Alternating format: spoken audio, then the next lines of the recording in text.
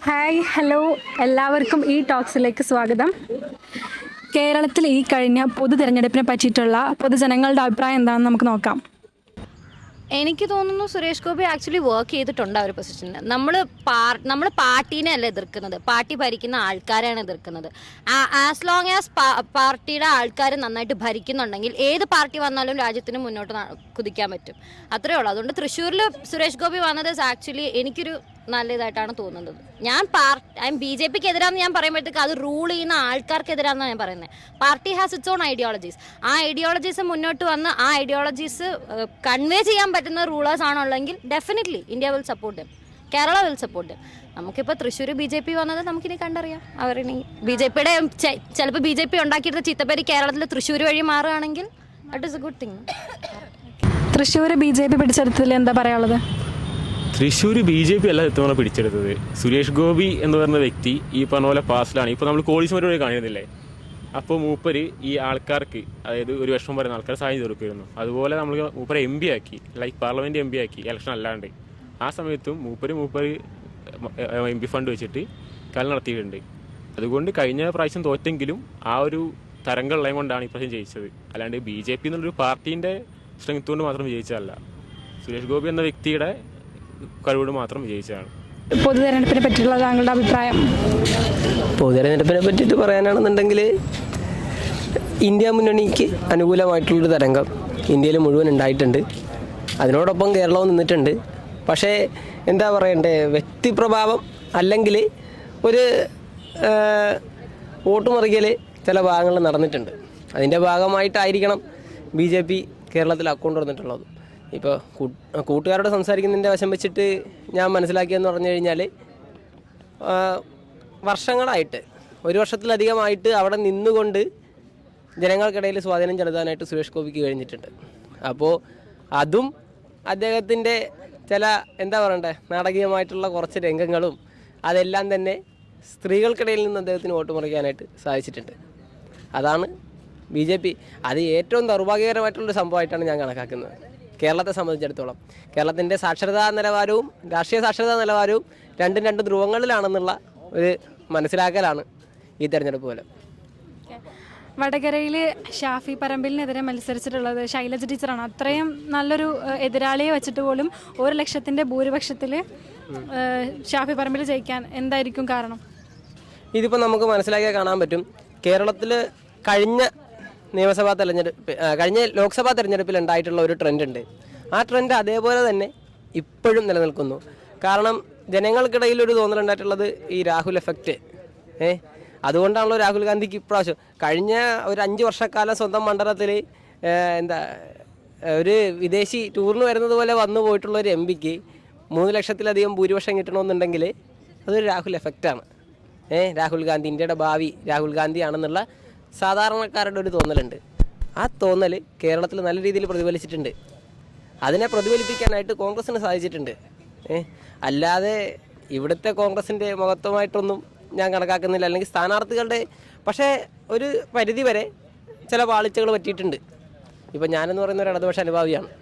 എന്നെ സംബന്ധിച്ചിടത്തോളം ഇപ്പോൾ ഇന്നലെ സെക്രട്ടേറിയറ്റ് ഇറക്കിയ പ്രസ്താവനയിലും പറയുന്നുണ്ട് തെറ്റുകൾ സംഭവിച്ചിട്ടുണ്ടാവുക, അത് തിരുത്തി മുന്നോട്ട് പോകുന്നുള്ളതാണ്. തെറ്റുകൾ പറ്റിയിട്ടുണ്ട്, അത് തിരുത്തി മുന്നോട്ട് പോകും. ഇപ്പോൾ കഴിഞ്ഞ വർഷം ഇപ്പോൾ സ്വാഭാവികമായിട്ട് പറയുകയാണെന്നുണ്ടെങ്കിൽ കഴിഞ്ഞൊരു ലോക്സഭാ തെരഞ്ഞെടുപ്പിലും ഇതേപോലെ തന്നെ ഒരു സീറ്റ് ആലപ്പുഴയിൽ ആരിഫ് നേടി. അതിനുശേഷം വന്ന നിയമസഭാ തെരഞ്ഞെടുപ്പിൽ 90-ൽ നിന്ന് 99-ലേക്കുള്ള പ്രയാണമായിരുന്നു. അത്രയും തിരുത്ത് ജനങ്ങളോടൊപ്പം നിൽക്കാൻ, തെറ്റ് പറ്റിയിട്ടുണ്ടെങ്കിൽ തിരുത്ത് ജനങ്ങളോട് അത് പറഞ്ഞുകൊണ്ട് ജനങ്ങൾക്കൊപ്പം നിൽക്കാനായിട്ട് ഇടതുപക്ഷത്തിന് സാധിച്ചിട്ടുണ്ട്. ഈ വരുന്ന കാലഘട്ടത്തിലാണെങ്കിൽ ശരി, തെറ്റ് പറ്റിയിട്ടുണ്ടെങ്കിൽ അത് തിരുത്തും. ജനങ്ങളോട് തിരുത്തുന്നതിൽ യാതൊരുവിധ പ്രശ്നവും ഇല്ലാത്തൊരു വിഭാഗമാണ് കമ്മ്യൂണിസ്റ്റുകാർ. അത് തിരുത്തിയിട്ട് മുന്നോട്ട് പോകും. അതായിരിക്കും ഇനി സംഭവിക്കാൻ പോകുന്നത്. അയോധ്യയിൽ അത്രയും കണിഞ്ഞ് പരിശ്രമിച്ചിട്ട് എന്തുകൊണ്ടാണ് BJPക്ക് സീറ്റ് പിടിക്കാൻ കഴിയാതിരുന്നത്? നമ്മൾ സ്ഥിരം ഒരേ ഭക്ഷണം കഴിച്ചിട്ടിരുന്നത് അത് മടുക്കൂലേ? BJP ജനങ്ങൾക്ക് മടുത്തു തുടങ്ങിയിട്ടുണ്ട്. അത് പൊതുവിൽ എന്താണ് അവരുടെ രാഷ്ട്രീയം എന്ന് പറയുന്നത്, ഇന്നിപ്പോൾ അവരാരെയൊക്കെ കൂട്ടുപിടിക്കുന്നോ അതൊന്നും നാളെ അവർക്ക് ഉണ്ടാവില്ല. അവരെപ്പോഴും ശ്രമിക്കുന്നതെന്ന് പറഞ്ഞു കഴിഞ്ഞാൽ മോദി എഫക്റ്റ് എന്ന് പറഞ്ഞാൽ മോദിക്ക് പോലും 3 ലക്ഷം വോട്ട് കുറഞ്ഞു. അവരുടെ കാലം കഴിയാറായി.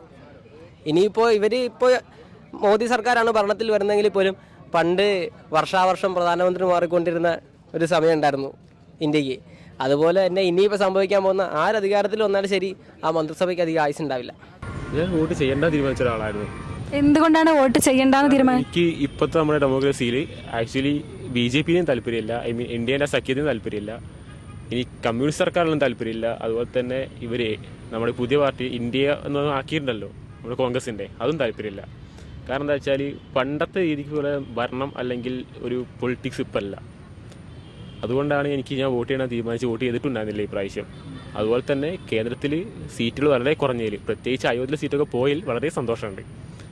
അവർ പിടിച്ചെടുക്കണമായിരുന്നു. ലൈക്ക് ഇപ്രാവശ്യത്തെ ഭരണം മാറിയില്ലെങ്കിലും അടുത്തൊരു 5 വർഷം കൊണ്ട് ഭരണം മാറുന്ന കാര്യത്തിൽ ഇപ്പോൾ ഉറപ്പായി. അപ്പോൾ അത് വേണമായിരുന്നു, വലിയ സന്തോഷമുണ്ട്. വളരെ നല്ല അഭിപ്രായമാണ്. കാരണം UDF ജയിക്കണമായിരുന്നു. കുറച്ച് പൊളിറ്റിക്സ് ഇൻകറക്റ്റ് ആയിരുന്നു നമ്മുടെ കേരളത്തിൽ ഭരണം, ഇപ്പോൾ നടന്നുകൊണ്ടിരിക്കുന്ന ഭരണം. അപ്പോൾ ഈ റിസൾട്ട് ഇപ്പോൾ വന്നപ്പോൾ എന്താണ് തോന്നുന്നത്? It is better. അടുത്ത ഇലക്ഷനിൽ അതുപോലെ തന്നെ ഉണ്ടാവുമെന്ന് വിചാരിക്കുന്നു. ഓക്കെ, ഇന്ത്യയിലിപ്പോൾ BJPയേക്കാൾ കൂടുതൽ UDF തന്നെയാണ് ഭൂരിപക്ഷമല്ല, പക്ഷെ കൂടുതൽ പിടിച്ചെടുത്തിട്ടുള്ളത്. പക്ഷെ എന്തുകൊണ്ട് ആ സമയത്ത് കേരളത്തിൽ തൃശ്ശൂർ പോയി?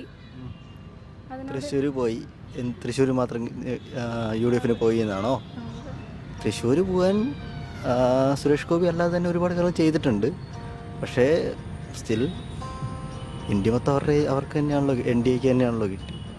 ഒരു ആക്ടർ ആയതുകൊണ്ടാണ് അദ്ദേഹത്തിന്? ആയതുകൊണ്ടല്ല, he's a good human being.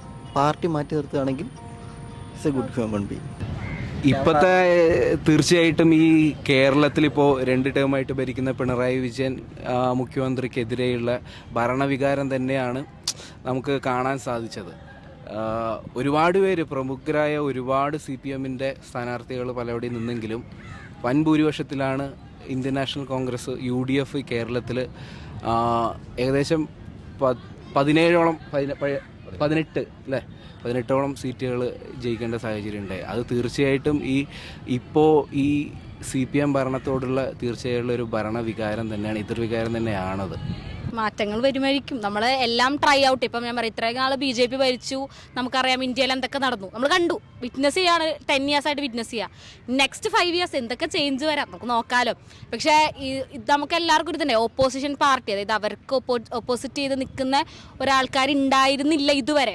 Like ഭയങ്കര മൈനോറിറ്റി ആയിരുന്നു അവരുടെ ഓപ്പോസിഷൻ.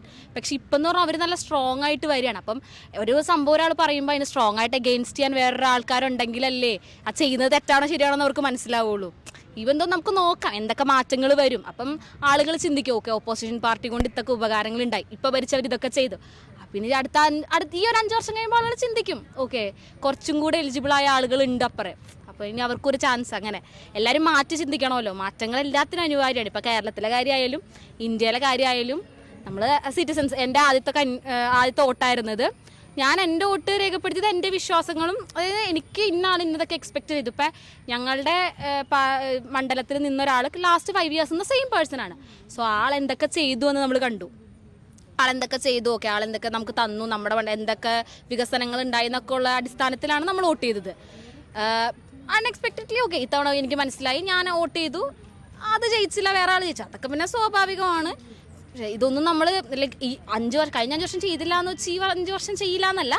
നോക്കാം മാറ്റങ്ങൾ എന്തൊക്കെ വരും. എല്ലാം എന്തായാലും ഒരാൾ ഇൻഡിവിജ്വലി, ഇപ്പം ഒരാൾ ചെയ്തു വെച്ച് ഇപ്പോൾ നമ്മുടെ പ്രൈം മിനിസ്റ്റർ എന്ത് ചെയ്താലും അതൊരാൾക്ക് ഇൻഡിവിജ്വലി അല്ലല്ലോ, മൊത്തം നമ്മുടെ രാജ്യത്തിന് വേണ്ടിയാണ്. അവർ ചിന്തിച്ച് ചെയ്യട്ടെ. ഒരാളുടെ ബെനിഫിറ്റ്സ് അല്ല, എല്ലാവർക്കും കൂടെ വേണ്ടിയുള്ളതാണ്. ഓക്കെ, വടകരയിൽ ഷാഫി പറമ്പിലിനെതിരെ നിന്നിട്ടുള്ളത് ശൈലജ ടീച്ചറായിരുന്നു. അത്രയും ഒരു നല്ല എതിരാളിയെ വെച്ചിട്ട് പോലും എന്തുകൊണ്ടായിരിക്കാം ഷാഫി പറമ്പിൽ ജയിക്കാൻ കാരണം? അത് പറയാൻ ഞാനല്ല, അവിടെ ലൈക്ക് അവിടെ വോട്ട് ചെയ്യുന്ന ആളുകളുടെ ചിന്തിക്കല. ഇപ്പം നമുക്ക് മൊത്തത്തിൽ ഇപ്പം ശൈലജ ടീച്ചർ ഒരു സ്ട്രോങ് കാൻഡിഡേറ്റ് ആണ്. ആളെന്തൊക്കെ ചെയ്തു, എന്തൊക്കെ നല്ലത് ചെയ്തെന്ന് എല്ലാവരും വിറ്റ്നസ് ചെയ്ത കാര്യങ്ങളാണ്. പിന്നെ അവിടുത്തെ വോട്ട് ചെയ്യുന്ന ആളുകളുടെ അനുസരിച്ചിരിക്കില്ല, വോട്ടേഴ്സിൻ്റെ ചോയ്സാണ്. അവർക്ക് ഇന്നാൾ വന്നാലായിരിക്കും ചിലപ്പോൾ അവർക്ക് ബെനിഫിറ്റ് കിട്ടാമെന്ന് അവർക്ക് തോന്നിയോണ്ടായിരിക്കാമല്ലോ ആ മാറ്റം അവർ ചെയ്തത്. സോ അവരുടെ വോട്ട് ചെയ്തതിൻ്റെ അവരുടെ അടുത്ത ചോയ്സും റൈറ്റ് ആവട്ടെ എന്ന് നമുക്ക് പ്രതീക്ഷിക്കാം. തെരഞ്ഞെടുപ്പിനെ പറ്റി പറയുകയാണെങ്കിൽ ഇടതുപക്ഷം ഇപ്രാവശ്യം പൊളിഞ്ഞു. എന്തുകൊണ്ടായിരിക്കും? ഈ കഴിഞ്ഞ വർഷങ്ങളിലെ ഭരണത്തിൽ വന്ന പിഴവുകൾ കൊണ്ടായിരിക്കുമോ ഒരുപക്ഷെ? കുറേയൊക്കെ തന്നെ ആയിരിക്കും. പിന്നെ 2 വർഷത്തെ ഭരണമാണല്ലോ, ഇനിയിപ്പോൾ 3-മതൊരു വർഷം പുതിയൊരു മാറ്റം വരണമെന്ന് ആഗ്രഹിച്ച് കാണും ജനങ്ങൾ. കുഴപ്പമില്ല. പക്ഷേ എന്താ പറയുക, യു ഡി എഫിനാണ് മേൽക്കൈ കിട്ടിയത്. ആദ്യമായിട്ട് താമര വിരിഞ്ഞു. അത് പക്ഷേ പാർട്ടി ബേസ്ഡായിരിക്കില്ല. പുള്ളി എന്ന പ്രതിച്ഛായ ആ ഒരു ഇത് മാത്രമേ ഉണ്ടാവുള്ളൂ. പാർട്ടി നോക്കിയായിരിക്കില്ല ആരും ചെയ്തത്. തീർച്ചയായിട്ടും യു ഡി എഫിനാണ് നല്ലൊരു ഇതുണ്ടായിരുന്നത്. എൽ ഡി എഫിന് ഇതായിട്ടൊരു ഭരണവിരുദ്ധ വികാരം തീർച്ചയായിട്ടും ഉണ്ട്. അതാണ് മേ ബി ഒരു ഡ്രോബാക്കായിട്ട് അവർ പുറകോട്ട് പോകാനുള്ള കാരണം. ബാക്കി എന്താ, യു ഡി എഫ് തന്നെ